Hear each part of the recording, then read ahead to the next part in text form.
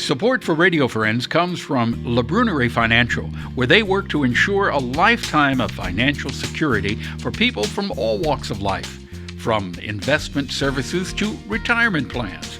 If you're looking for a trustworthy company that has the experience and knowledge to put your interests first, contact La Brunerie Financial, a community-based investment counseling firm since 1966.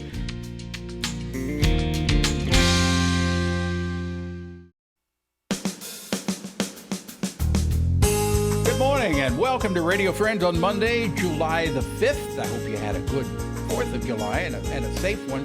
We're going to talk about music right now. And I've got Trent Rash and Kirk Trevor here with us today. Let's start with Trent. And well, you're all decked out there in a summery outfit. That's right, ready for the summer. Really? Absolutely. So what do we want to deal with today, Kirk? We're talking about the final week of Hot Summer Nights 2021. Yeah. Very and exciting final week. Kirk Trevor, you're here to tell us about this final week. Well, we have 3 concerts this week, starting with tonight, actually. Second chamber music concert and recital is at First Presbyterian Church tonight at 7 o'clock. And that's for people who would like a little more intimate music making. And the musicians of the orchestra from all across the country are going to be playing in small groups. This year, because it's our 50th anniversary, we're going to have only groups of 5. So we're having all of these quintets being performed from 7 to 8:30 at First Presbyterian. But our big concerts are later on in the week. On Thursday, we're going to have our celebration of our last classical program called Masterworks, and that's where we're going to do Copland's Appalachian Spring, one of the great iconic works in American repertoire. And we have a wonderful pianist, Emi Kagawa, who's from Japan, and she's going to play the Beethoven Emperor Concerto. And I'm going to close my season with the Emperor Waltzes, because I'm a big fan of Johann Strauss and Fred Astaire, and so I've always wanted to do a little more dancing on the podium than I already do. Yeah. Okay, so you've got a performance tonight, July 5th, and then Thursday. Thursday at 7 o'clock at the Missouri Theater. And then? Our final concert is with, I know you're going to like this, Paul, it's with the Fly Dance Company, which is a hip-hop breakdance troupe who dance to classical music, and they have some of their own troupe. But they were a street dance company in Houston, Texas for many years, and then they got the idea that they should be performing with symphony orchestras, so they're going to be dancing on their heads and doing break dancing with the symphony right behind them. Well, that's rather unusual. To say the least. Break I think they're the only with the symphony orchestra. It's called Breaking Classical. I like that. The okay. show's called. So if people want tickets for any of these performances, they're still available? That's right. Yes. How do they get them? They can either visit our website, themosy.org. Okay. Or they can call the box office of the Missouri Theater at 573-882-3781. Okay. The Mosy.org, you can buy tickets online. Mm-hmm. Indeed. Okay, I wish you the very best of luck. And then, Kirk, you have a new endeavor coming up later on. We'll have you on. I'm still trying to figure out the end of this season right now. But okay. Perhaps we'll talk about some new things later. Yeah, okay. But right now, I hope that people will come and take a listen and a look at some of my last concerts with the Missouri Symphony as their music director. Okay, pleasure having both of you here. Thank you. Okay, so we talk about music. Now we're going to talk about voting and redistricting. Marilyn McLeod is with us, League of Women Voters. Good to have you here, Marilyn. Good, glad to be here. Thank you.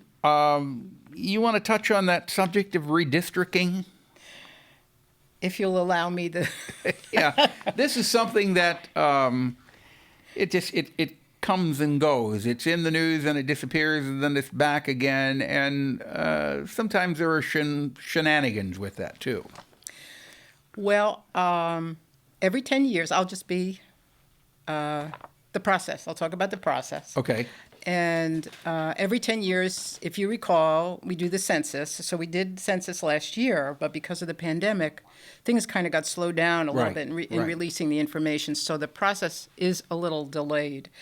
The basic information has been released, so we know that in Missouri we'll have the same number of congressional districts, which is 8, and the same number of state districts, House and Senate.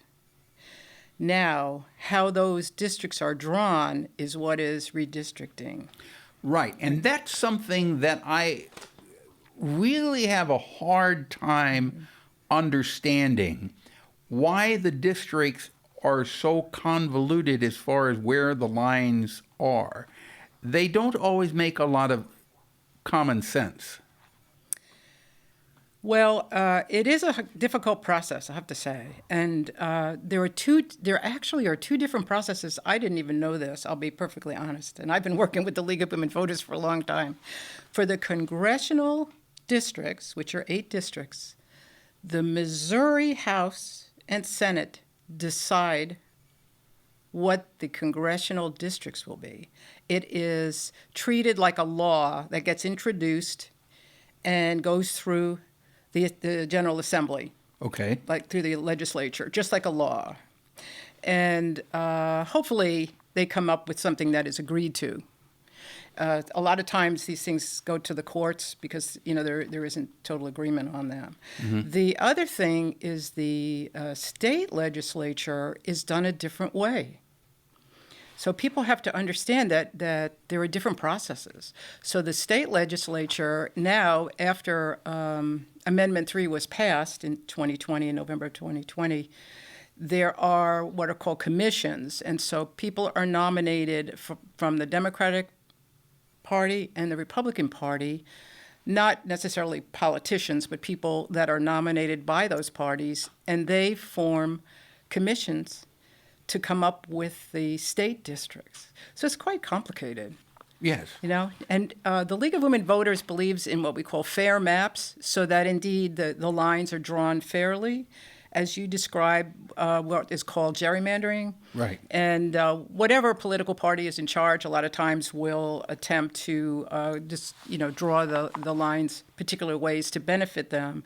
We say the best thing is if the citizens decide who their elected officials are, not the elected officials decide who their voters are. Exactly. So sometimes those lines can be drawn looking for where the party that's in power, where their votes are coming from, and they will draw the lines to include as many of their voters as possible in the district. Is that not true? Well, we hope that won't happen. We hope that the process is transparent. That's one of the things that we are encouraging, that the commissions and the state legislature, when they're acting on these, that they do it so that the public can see what's happening. It's not done in back rooms. Does the public have any say-so in this? Well, there will be open hearings on these, so it is possible that people could comment. We will provide links to some information on our website. Okay. So that you can see the list, for example, the list of the people who are on these commissions. And you can contact them. Yeah, I would assume so. Okay, if you want to go to the website, it's at lwvcbc.org. That's the League of Women Voters of Columbia and Boone County, and you get all the information that you need. Always a pleasure chatting with you, even about redistricting. Absolutely. Okay. Thank you so much, Marilyn. Thank you. It's a pleasure having you here. We're out of time for today. If there's something you'd like to hear or see, drop me an email, pepperpmissouri.edu. Bye-bye.